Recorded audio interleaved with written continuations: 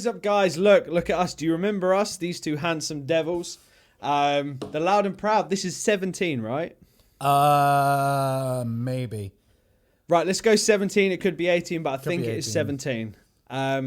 We had a couple weeks off. Life got in the way. That's on my part. Hands up, I apologize. However, at the same time, I apologize for nothing. And so today, first of all, guys, thank you for being here again. Thanks for following. Follow Jazz on Instagram. Follow his YouTube. He's getting close to 1,000 subscribers. That's huge. Yeah, it is huge. And when he hits 1,000, and we've also got a very big surprise for you coming. Oh, we have, early April. You're going to see something that is going to blow your mind, make you erect, and probably make you leave your spouse to come and join our cult, where we will all drink poisonous Kool-Aid. Okay. So today, a little while ago, we put out a thing on our socials just saying, what do you want us to talk about?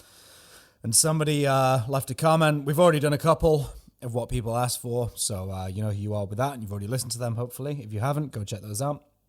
But the one that I wanted to get round to, which I thought would make for interesting conversation, was underrated songs from albums. Like our favorite underrated songs, not just random ones, obviously. Yeah,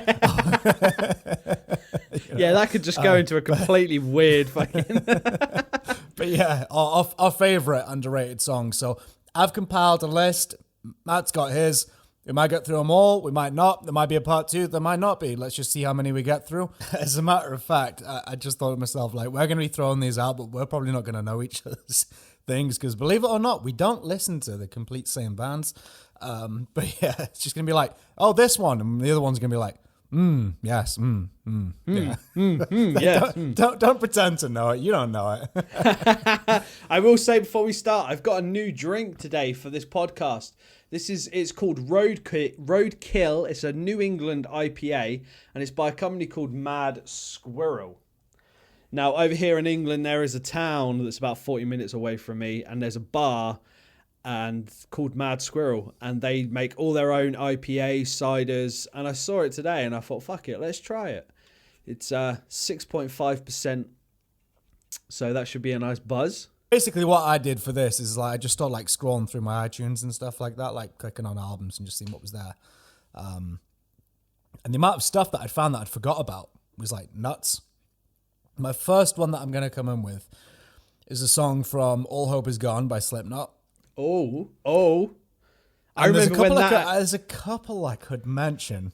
I remember when that album came out. That was quite a special. I don't know why. A special time. Well, that's the Slipknot I grew up with. That's the era that I got into them, and then it turned out that people hated that era most because it was like that was them and cutting into, I don't want to say the mainstream, but that album took them to the next level. Volume 3 did a lot, but this album was and that had all the singles on there. Yeah, it was a very different Slipknot, wasn't it? Very, very different Slipknot. So hands down. I grew up on Slipknot from the first album. That's when I got into them. Okay. And I remember when All Hope Is Gone came out, I was like, this is different. The one I'm going to go for is This Cold Black. And how that song slipped through the net, I have no idea. Because, okay, it takes a little while to get into it. That album, it's there's a lot of long intros on that album. The first one, Gematria, Killing Name. Yeah. I mean, yeah. Fuck. I mean, come on. It takes forever. But it's that's there. But, I mean, how that hasn't been played live, I have no idea. But This Cold Black, that chorus, yeah, just, man, it's just why has this song been forgotten about? And the Pneumatic Destroyer. Oh, come on. Yeah, Corey was kicking it on that album. I think, yeah, mate. I think I agree with it. I admit I probably underrated that song personally myself. Mm-hmm. But now, I completely forgot about it. I mean, All Hope Has Gone came out a long time ago, right? A long time ago. Yeah, 2008. Yeah, so, shit, man. Yeah. Down, down, Shit. It's that, though. It's that. All right. Yeah. So, that is my number one. And again, just I don't know, lyrically, and, it's just heavy, and I don't know if anybody knows what the I don't know, the flat 5 chord is, and when you just I can't think of any songs that have used it, but Can anyone see the question marks over my head? the Black Sabbath thing, right. it's that chord he's strumming on when he's doing that na na go na na. It's just evil. It just sounds, and it's super heavy. And again, I think that album has got a lot of songs actually, right, that kind of slipped through the net. So go on, touch on them. They were overshadowed by the other ones. What would you say? What do you think? All Hope Is Gone.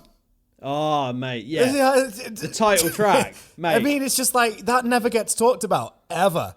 And it's like, that is like straight up with the trem picking. Yeah. It's like death metal, man, Yeah. I love it, And the intro track, Gematria, Killing Name. Also, what's that other one? Ba-na-na-na-na-na-na, boom, ba-na-na, boom, ba-na-na. Give me you. That one. Fuck, what's it called? I always love hearing you sing on this podcast. I'm gonna. This man's got balls, I tell you. Sulfur. Sulfur's a great tune. Yeah. I think those 4 songs kind of just overshadowed the rest of the record. Yeah. Which one did you think I was going to go for? I was going to say Dead Memories. No, that's because no. From my experience, it's popular, but it's I think it's very underrated. People think it's too mellow. It's not right. Yeah. As a matter of fact, right. You want aggressive, Matt? You got aggressive jazz this time, right? Tell you what, I'm just going to be quiet now. I love you guys. Rock out, be awesome. Right. Jazz is good. Right. Fucking hell. Right, listen, we're back, motherfuckers. Right. Yeah, motherfucker, we're fucking back. We've had 2 weeks. It's like having all that sexual frustration in you for 2 weeks. You finally get to get it out. So sit back while Jazz ejaculates. Exactly. Right, this whole thing, like, in the comments on Dead Memories, or, like, oh, this sounds like Stone Sour. No, you've not listened to Stone Sour if you're saying that. Stone Sour is a completely different band. It doesn't sound, just because Corey is singing clean, everybody goes, oh, Stone Sour. Every time. When Corey sings clean, oh, this was a great song, and then he started singing clean for the chorus, so therefore it's Stone Sour. No, fuck you. Stone Sour is a completely different animal. I think mine, there's a few songs, but I think it also kind of counts for bands. As in, like, take this band and then all of their songs, you can kind of drop into an underrated category, in my opinion. Yeah. So we all experience music differently, right? We all like what we like. But there's some songs that no matter what you like or what you listen to, it's just good. And I think people really struggle to appreciate something, even if they don't like the band. Does that make sense? I get it. They just struggle to appreciate it. And I mean, straight off the top, I'm going to start with the Prince of Darkness, the Almighty. The man that just, I don't know, I just want to lay in bed with him and have a ham sandwich or something. And that's Ozzy Osbourne. So Ozzy Osbourne is huge, right? And I think there's a lot of Ozzy songs that just go under the radar. People don't really talk about much. You got all the classics like Crazy Train, Mr. Crowley, and all this kind of shit. But there's a lot. And there's one that I was listening to the other day at work, and it's called Mr. Tinker Train. Ever heard that? Oh, fuck! So down, down, no. Yeah. So, firstly, I would love to know the story behind that song because it's very paedophilic. If you could, I mean, I know a lot of the time with ours, it's like Mr. Crowley and stuff. It's telling stories, and obviously it is telling stories and stuff. But like, if you were to write that song. I would love to know. Like, what is it? Would you like some sweeties, little girl? But Jesus Christ, that is it's the first track on No More Tears. Yeah, and I mean, when after that weird intro and it builds up, as soon as that riff comes in, Yeah. Mate, that intro as well, it's like the paedophile's ice cream van. That's what it is. Yeah, there you go. Whenever I hear people talk about Ozzy and Ozzy songs, I never hear any of these come up. And I think, this is my opinion, and obviously my opinion is my opinion. I don't know if it's because this is what I started on with Ozzy, or they're just fucking amazing. This is 2001, the Down to Earth album. Yeah. Right? All that slipped through The net, one song I heard was Gets Me Through. Bow now, bow Gets Me Through. wow, wow. Yeah, Dan. What a fucking tune. And then you got like Facing Hell, Dreamer, No Easy. Oh, that I never had with that fucking wow, oh, Yeah. shit. Oh, mate, Miracle Man. Miracle Man. Yeah. That is probably Banana. one of the best Zakk Wylde Ozzy riffs I think ever. It's just fucking, and the solo as well. Come on, man, show some love for that. But then, just to name a few, Crazy Babies, Bloodbath in Parrot, Fire in the Sky. Oh, mate. Oh, fuck. Down. Black Sabbath. Yeah. You know, it's such a Sabbath, as a Tony Iommi riff right there. You know? Demon Alcohol, Hero, The Liar. Oh, mate. But yeah, like Ozzy for me, there's a lot of Ozzy shit that just doesn't get heard, doesn't get listened to, doesn't get appreciated, you know. We could do a part 2. If you want to hear a part 2, we'll do if you want a part 2, let me know. Yeah, or let us know even. Sorry, it's both of us. Yeah, no, yeah. Talk to Jazz. Yeah, don't worry about me. Just talk to Jazz. Right. Okay, if that's the case, I am gonna go with on the same sort of what's the word I'm looking for? Wavelength. Same sort of wavelength. Yeah. I'm gonna go with Black Label Society. Yeah. And I'm gonna go with the album Stronger Than Death. Do. I just made Stronger Than Death really jazzy. Do scoopy da shoopity boo scoopity. Sorry, go on. Yep, Stronger Than Death. And I'm gonna go with the song Ain't Life Grand. Oh, mate. Oh, man. Mate. I mean, fuck me. I mean, come on. I mean, there's a lot on that album that a lot of people haven't heard. Because it was only the second album. But the riff, you know, diggada dun dum banana bum banana dun dun dun. That whole album was based on like Zakk tuning the 6 string only as low as it could fucking go and just come up with riffs with it. Like Counterfeit God, man. That. Yeah. Tuned all the way down to like a fucking G. Yeah. What a dun dun dun dun dun dun dun dun dun. You know. Zakk Wylde. But yeah, I had to go with that. Every time I would put that album on, like growing up and stuff, that would be the song that just like stood out to me on that album. I loved it so much. Zakk Wylde is the man that has discovered notes on the guitar that nobody have ever known. Shit. I think a lot of Zakk songs, you know, like that just go like under, like just get forgotten about. Like could be like any other band's big hit. And there's a song on Catacombs of the Black Vatican even. And it's called I've Gone Away. I've gone away. That is like, that riff is like down to earth era Ozzy. Yeah.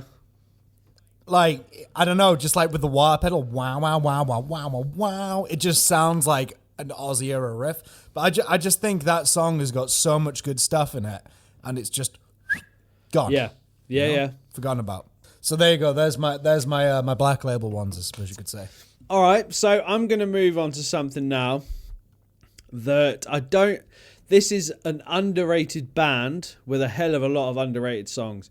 Now, I'm saying this because it's a band I've listened to for fucking shit, man, like 10 plus years. And they've always been a band that I've listened to that have always helped me when I'm in a certain place, which is what music's good for, right? And bands, if you're in a certain place, you've always got a band, right? Have you ever found that when you're in a certain mood, you've got a band or an artist that you can always go for that to? Mood, yeah. This band is one of them. I know I've got a few followers that like this band. If you don't know about them, check them out. If you don't like them, that's cool. And that is a band called... Sorry, bro. I ruined You that. did, yeah. It's a big build-up. Now it's kind of so like a ruined hand job. So this band is called 3 Days Grace. How are we feeling about them, Jazz? I just saw they popped up on my feed today. They've just announced tour. Yeah. Like that. It's a big. I'm talking like mainly Adam Gontier, 3 Days Grace. So Adam Gontier, if you don't know, quick history lesson. Adam Gontier was the original singer for 3 Days Grace. He's the one that started the band. Then he was kind of shunted out. He had his problems, all that shit. They got a new singer. He's great. They still make great music. But Adam Gontier, 3 Days Grace, amazing. I'm going to list off a few songs that I think are underrated in the sense of, I guess, people that know the band but don't listen to them, in the terms of like people won't give the band a chance. Yeah, but if you hear the songs, I think that's the thing. You have to. There's bands like, for me, Ghost, for example. When I first saw Ghost, as in I saw their appearance, saw a picture of them, I was like, well, what a fucking bunch of weirdos. And I listened to fucking Monstrous Clock, and I was like, oh, take my soul, you know. For me. Yeah. So there's an album called Life Starts Now. This is a big one for me. I listened to this. This was 2009, and I was listening to this when I was at college, and this album actually helped me get through college. And for people that know 3 Days Grace and haven't heard these, or if you don't know, like I said, this is kind of like, because everyone knows 3 Days Grace, but they just don't listen to them. I think it's one of them. Right. But I fall in that bracket. Yeah, you piece of shit. No, honestly though, 100%. If you've not listened to them, give them a try. Right, especially the Adam Gontier stuff, because the man knows pain. Like, there's a song they wrote called Pain, and this guy, he knows pain. And if you're like us and you go through a lot of pain in life, this is the kind of music that you need. So is this podcast, by the way. So if you're watching, subscribe, follow us on Spotify. The link will be below. Oh yeah, do that. Follow Jazz on Instagram. Subscribe to his YouTube. He's nearly 1,000 subscribers. Let's get him to 1,000. And then beginning of April. And then I'm going to quit. Done. Beginning of April, you're going to see. I've done every bullet for my Valentine's song as a cover, and that is retirement. Then beginning of April, you're going to see something very special from me. Right. So 3 Days Grace, Jazz. Listen up. Listen. Yep. Educate me. Listen to, for example, this one album, Life Starts Now. Some songs on it. I'll read them all out. There's Bitter Taste, Break, World So Cold has got one of the best choruses I think I've ever heard in my life. And that says, I know choruses. I'm like the chorus god. I know a good chorus. But this chorus, how do I describe it? It's like, when you hear a chorus, you're like, imagine that in a stadium. Tens of thousands of people singing it.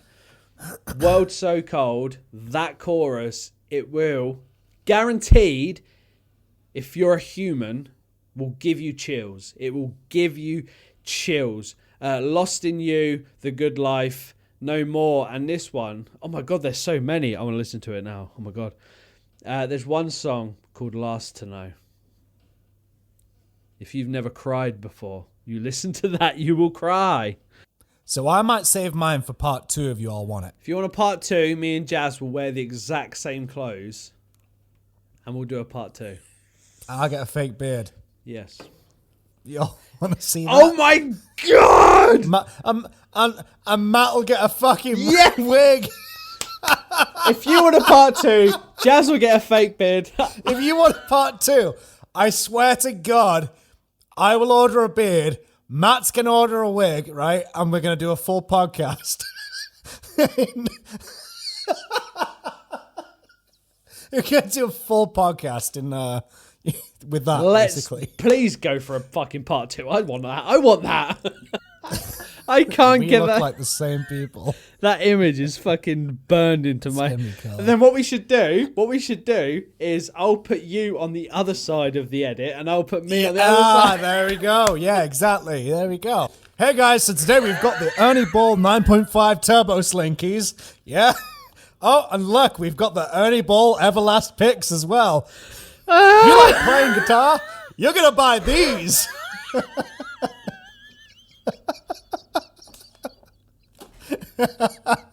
Exactly. Is that how I come across online? So, I do have a Metallica one on this list. Ha! Sell out. I lied. I'm an idiot. Go. But am I gonna do it? Do it, yo. You want me to do it? You can. You're your own person. You can do what you want. Oh, yeah, I'll do it. Okay. I'm gonna ride the gate. Easy. I'm gonna go Sweet Amber. Oh. Saint Anger. Oh, damn. From Saint Anger. Should we take a moment? Let's take a moment. Everyone now. Yeah. 3, 2, 1. Bow down. Bow down.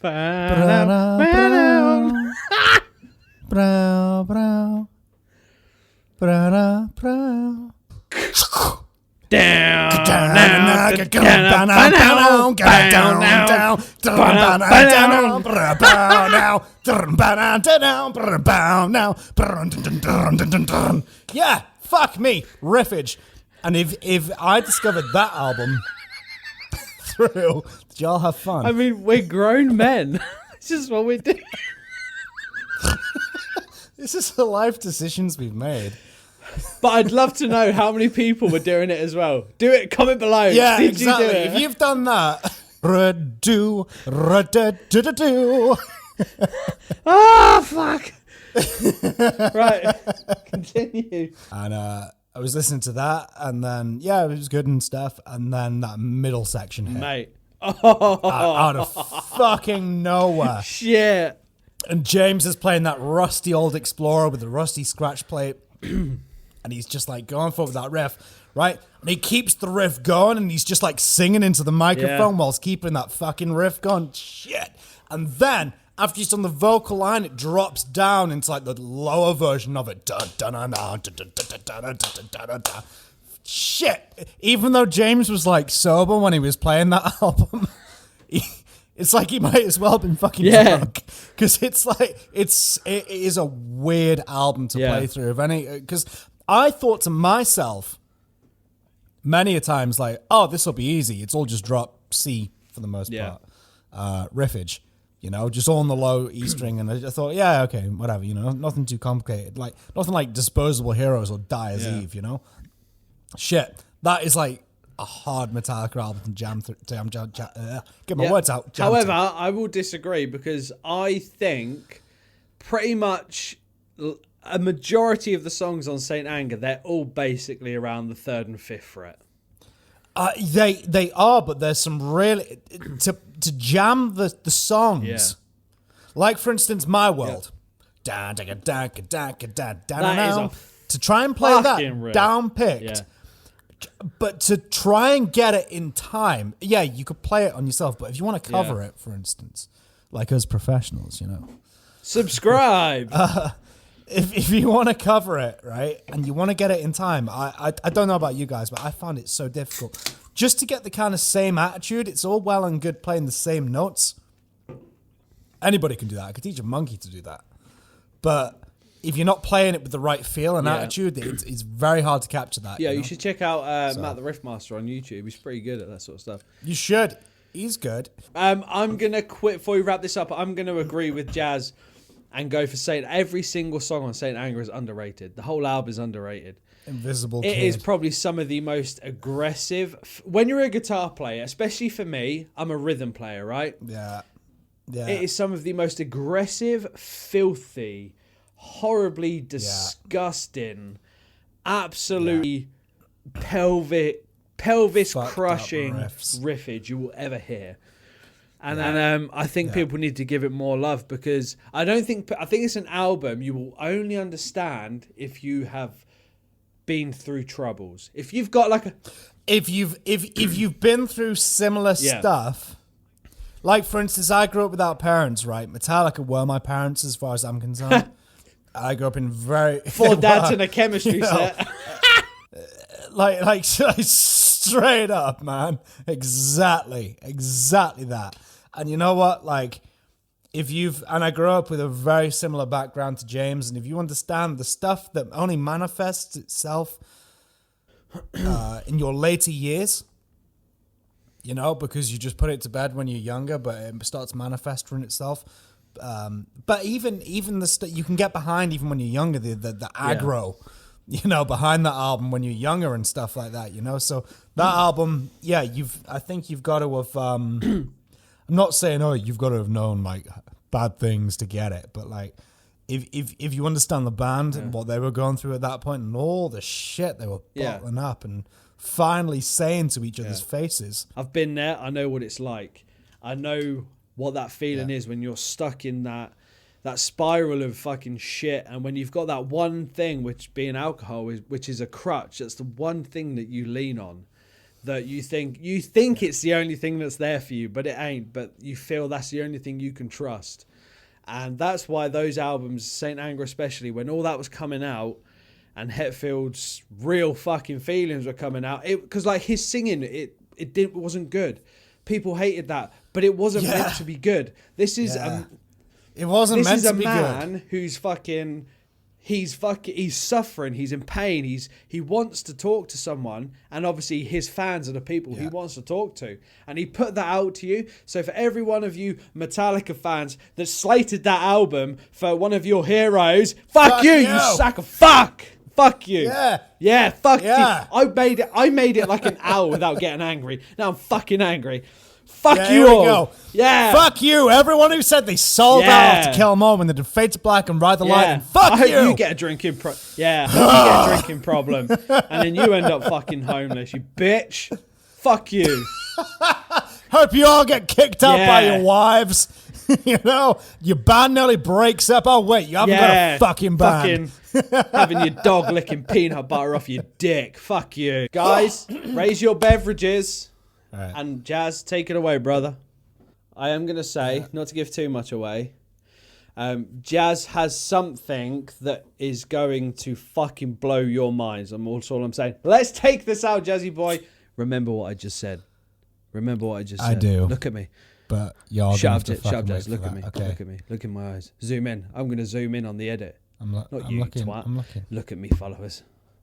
Jazz has something for you.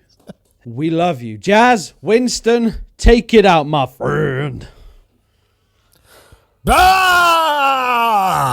Majesty. Many were the long winter nights with your late father, God rest his soul, ma'am, when we would rise from our bunks in our youth and go running through the halls of Balmoral, running with the wind flapping in our hair, our dressing gowns agape, and our genitals flapping in the wind. And there your father would prey upon one of the lowly cars, and upon preying upon, with an all-too-knowing look in his eye, he would pin said creature down, and from his back pocket, with a knowing look in his eye, he would reveal a vanity kit, and yes, Majesty, from the vanity kit, he would take an emery board. So, what I'm trying to say is, all of you who may be on a Lancaster bomber, or perhaps a submarine, or maybe on the Russian border right now, long after my passing, fight and the good fight. We take no sides. But rock out, be awesome, see ya! And see ya! Beginning of April, motherfuckers. Beginning of April. Keep your eyes fucking peeled. Boom.